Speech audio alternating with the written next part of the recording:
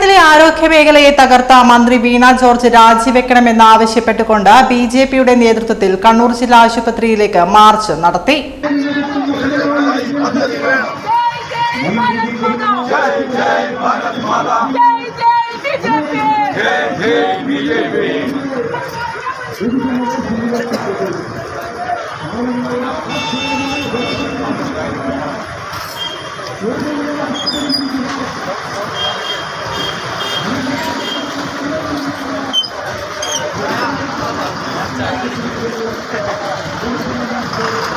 ജില്ലാ ആശുപത്രിയിലെ പൊട്ടിപ്പൊളിഞ്ഞ കെട്ടിടങ്ങൾ പുനർനിർമ്മിക്കണമെന്നും രോഗികളുടെയും കൂട്ടിരിപ്പുകാരുടെയും ജീവൻ രക്ഷിക്കണമെന്നും ആവശ്യപ്പെട്ടാണ് മാർച്ച് നടത്തിയത്. ബിജെപി മുൻ സംസ്ഥാന പ്രസിഡന്റ് കെ സുരേന്ദ്രൻ മാർച്ച് ഉദ്ഘാടനം ചെയ്തു. സമ്പൂർണ്ണമായിട്ട് സർക്കാർ ആശുപത്രികളെ തകർത്തുകൊണ്ടാണ്. ഇവിടെ 3 കൊല്ലമായില്ലേ ഒരു വലിയ കെട്ടിടം ശോചനീയാവസ്ഥയിൽ കിടക്കുന്നത്.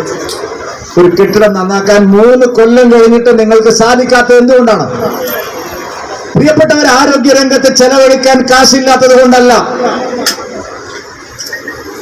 കഴിഞ്ഞ 3 വർഷത്തിനിടയിൽ ദേശീയ ആരോഗ്യ മിഷൻ കേരളത്തിന് മാത്രം നൽകിയത് 7500 കോടി രൂപയാണ്. പ്രത്യേക പദ്ധതികൾക്കായി 2500 കോടി രൂപ വേറെ. പണം എവിടെയാ പോയത്? എന്താ മരുന്നില്ല